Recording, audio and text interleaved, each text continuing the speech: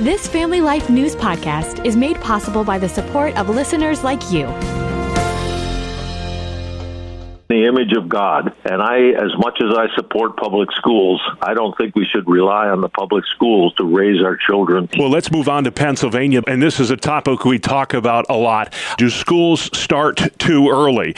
There's a bipartisan effort in Harrisburg to push the start time up to 8:30 in the morning for 6th through 12th graders. Districts that do this, Ralph, say that their graduation rates are higher. Would you support a later start time in Pennsylvania for secondary school? Well, the American Academy of Pediatrics, this falls in line with their recommendation. They do believe that teenagers need to have more sleep, and what they've shown is that there is some very positive results to this. 70% of the grades go up when this happens. On the other hand, there are some real downsides to it. One thing, there would be some busing issues. This would put pressure there. The other thing is that after-school sports, one of your favorite topics, and activities would certainly be affected by this because they might be playing in the dark if it gets pushed off an hour or so. And other students would be concerned about not being able to go to after-school employment. And then finally, parents have an issue with some of them need to get to work at a certain time. And if they've got children still at home, that's an issue for them in terms of a later start time. So lots to consider there. We'll see how that goes, that bill there in Harrisburg. And then finally, Ralph, I thought this was interesting. Missing men on college campuses. I didn't realize it was this severe. Apparently, there are almost 2.5 million more women than men attending college right now. What is driving this trend towards fewer men attending college, Ralph? And is that necessarily a bad thing? Well, it's a bad thing for colleges, that's for sure. Yeah. But I think what's happening is that men realize that if they go into a skilled trade, they can make a lot more money than they can, in many cases, with just a bachelor's degree.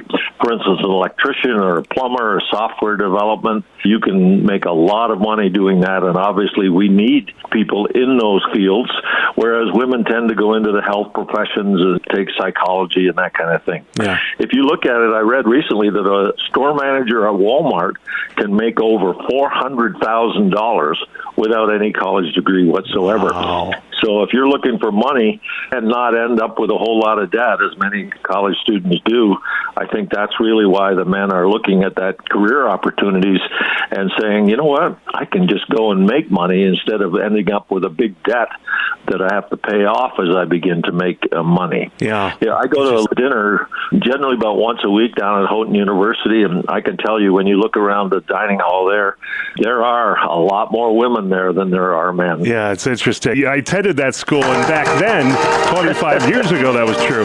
My son told me where he goes to college, it's 4 times as many women as men attending that school. But hey, great discussions today. If you have questions about any of these topics, pre-K, school start times, missing men on college campuses, Ralph, you have a wonderful website. Where can folks find you online?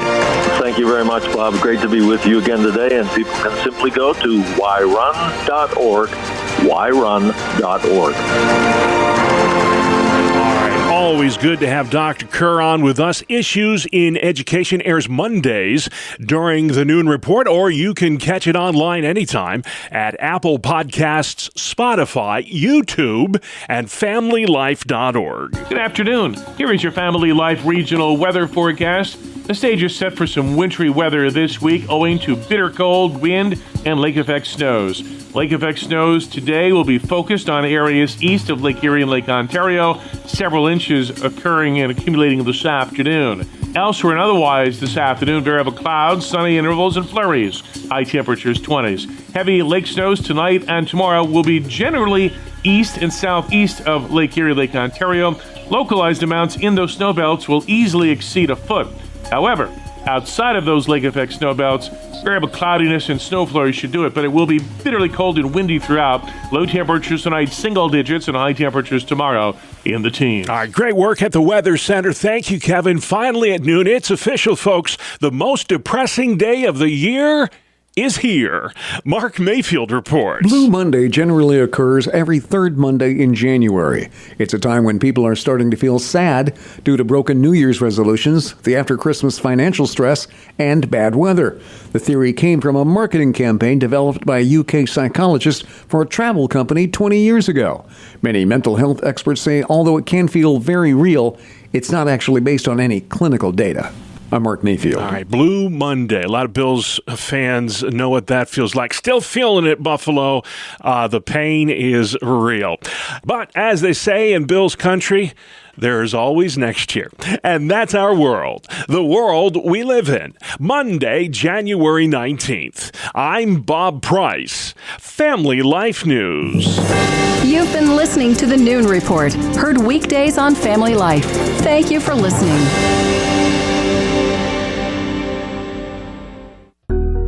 Thank you for listening to this Family Life News podcast. If you've been encouraged by what you've heard, please share it with others and click the subscribe button to automatically receive future episodes.